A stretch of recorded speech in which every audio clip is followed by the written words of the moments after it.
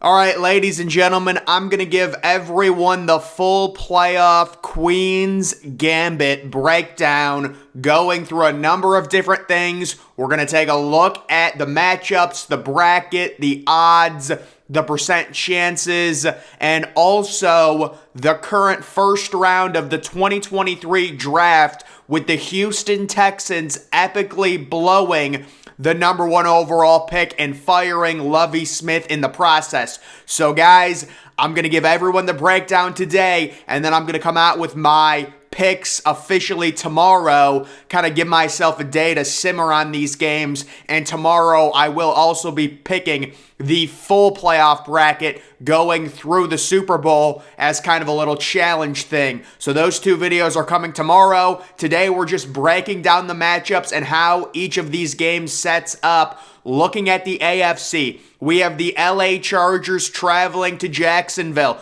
The Jaguars getting that win at home in a close game against the banged-up Tennessee team without their starting quarterback. They're hosting a playoff game with Trevor Lawrence making his first career playoff start. And the Chargers coming into this game dealing with an injury to Mike Williams.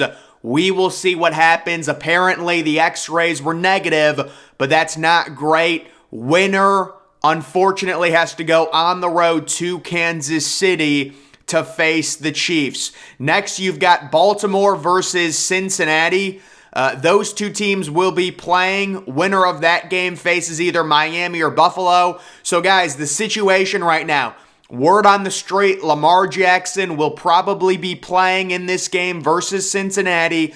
Both of these teams just played. It is an identical rematch, but of course it is different in terms of Baltimore getting back J.K. Dobbins and Lamar Jackson. Cincinnati, Joe Burrow, not great against that tough Ravens defense, but they still did enough with the Ravens pretty much resting anyone that was injured. They beat Baltimore in Week 18 at home. They faced Baltimore in the wild card game at home.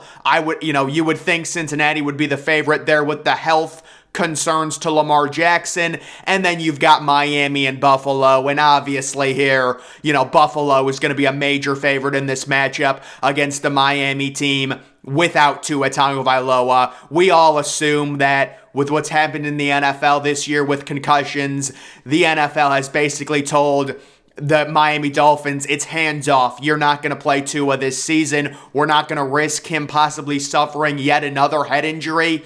So we believe that Tua is done, and they will have to go with either Skylar Thompson or Teddy Bridgewater. The Dolphins last week only scoring 11 points. They did beat the Jets, but they are severe underdogs to win that game. And then taking a look at the NFC side, it is the Dallas Cowboys playing in the wild card game on the road at Tampa Bay. The Cowboys, Dak Prescott looking really bad against the Commanders. Very weird situation where the game was pretty much meaningless because everyone expected Philadelphia to beat the Giants, but they still played their starters in the first half and stuff. And I think into the second half a little bit.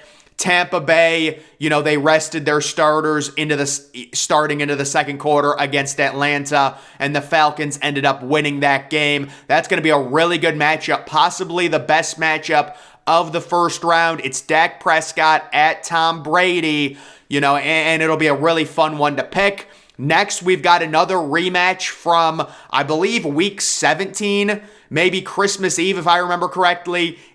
Or maybe Week 16, was it? Week 16, the New York Giants at Minnesota. The Giants nearly beating the Vikings in that regular season matchup on the road. They'll get another crack at them after resting Saquon Barkley and Daniel Jones in week number 18 and losing to Philadelphia. We know the story with Minnesota, winning all those close games, having the good record. They beat a tanking Chicago team in Week 18, and I believe they're only 3-point favorites in that game. And then we've got the Seattle Seahawks shockingly making the playoffs as the 7 seed with Geno Smith taking on San Francisco. The story with the 49ers, Brock Purdy.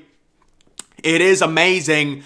former Mr. Irrelevant, the last pick in the NFL draft, goes 5-0 in the regular season. Third string quarterback. They've got such a loaded roster. I am a little bit concerned about San Francisco due to the Brock Purdy situation. He is a rookie, but they do have a great roster, and they're at home against Seattle in a division matchup there. So, and then Philadelphia does have the bye. So we could be looking at a division, NFC East matchup of Dallas versus Philadelphia in that second round, the divisional round. But moving to this, you guys can take a look at the times of these games when they're putting them on. So Saturday, there's 2 games. Sunday, there's 3. And then Monday, there is 1 game. The playoffs will start Saturday afternoon on Fox at 4:30. It's going to be Seattle at San Francisco. This is a 1:30 local time start in San Francisco. And then you have the night game. It's Justin Herbert at Trevor Lawrence. The Jaguars just had an 8:15 Saturday night game, so they have back-to-back Saturday games.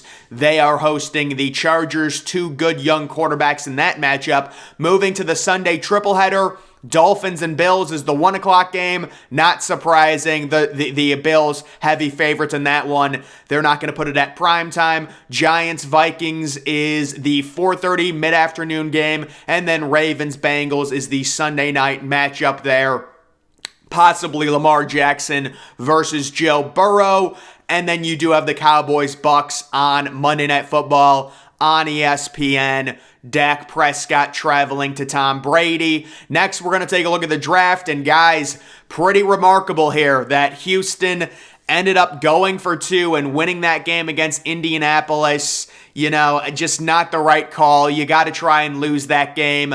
If I was in Houston, I would have just started Kyle Allen because it's very clear that Kyle Allen is significantly worse than Davis Mills.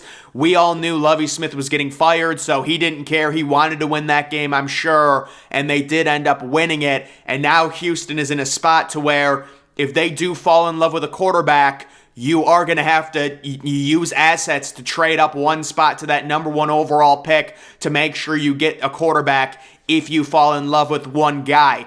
All hope is not lost for Houston. They still have the number 2 overall pick, and that's good. But certainly if you're Chicago, you're looking at maximizing value. You believe in Justin Fields. You don't need a franchise quarterback. You're looking at a draft that has possibly 3 guys, Bryce Young, CJ Stroud, and Will Levis, that can be the number 1 overall pick. And you're saying, listen, a team like Indianapolis from 4-1, a team like Detroit from 6-1. How much are you going to offer me? What type of assets can I get for the number 1 overall pick?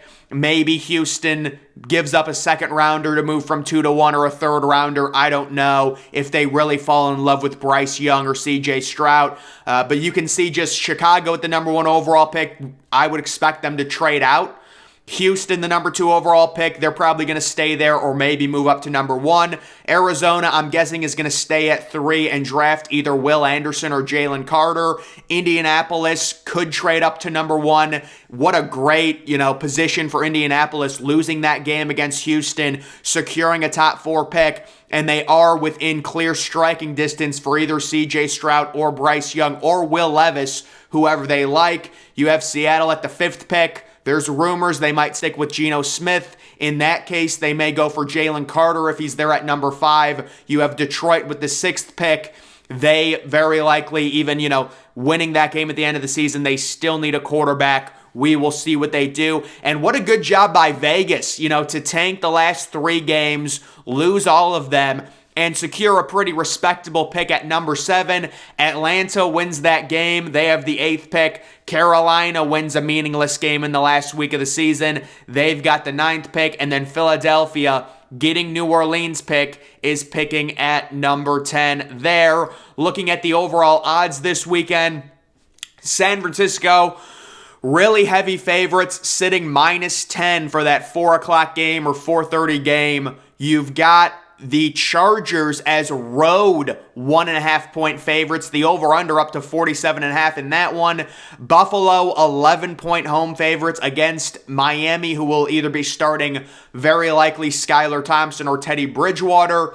the Giants and Vikings. The Vikings sitting -3. That was the exact same, or actually, I think the regular season line was Vikings -4.5. The Ravens at the Bengals, you've got Cincy -6.5, an over-under of 43.5, and then Dallas is 3-point road favorites over Tom Brady and Tampa Bay. And then looking at the overall odds to make the divisional round, the Bills heavy favorites, an 89% chance, 49ers at 81. Bengals, pretty heavy favorites. Vikings at 67, and then the Cowboys at 60 with the Jaguars down at 59. To win the Super Bowl right now, the Chiefs, the number 1 overall favorite, 25% chance. How about Buffalo coming in at second with 21% chance? Philadelphia with 19, and then the 49ers coming in at 14% chance there overall. Just taking a look at the highest ranked teams in general. This model has the Bills as the number 1 team in the NFL, the Chiefs at number 2, San Francisco at number 3, and the Bengals rounding out the top 4 at number 4. So, it's pretty apparent right now that the expectation, I would say, the AFC comes down to the Bills and the Chiefs, which could be a neutral site game if they meet in the AFC Championship. And then the NFC, to me, is totally wide open. Philadelphia, I don't buy them, guys. They have a good roster, but Jalen Hurts coming off that injury, I don't know. I've got a sneaking suspicion, and I don't want to say anything right now, but I'm starting to really be intrigued with the Dallas Cowboys. I know they looked really bad, but I do like the overall makeup of their team. On the road at Tampa Bay, it just feels like Tom Brady. It's not his year. They haven't been good this year. We're going to have to see what happens. I'm going to make my predictions tomorrow, but I just wanted to give everyone a full outline of what's happening for the NFL playoffs, the wild card weekend. Guys, that's going to do it for this video. Make sure you're following me on Twitter. Link to that's always in the description. I'm, of course, the Depressed Ginger. Thank you for watching.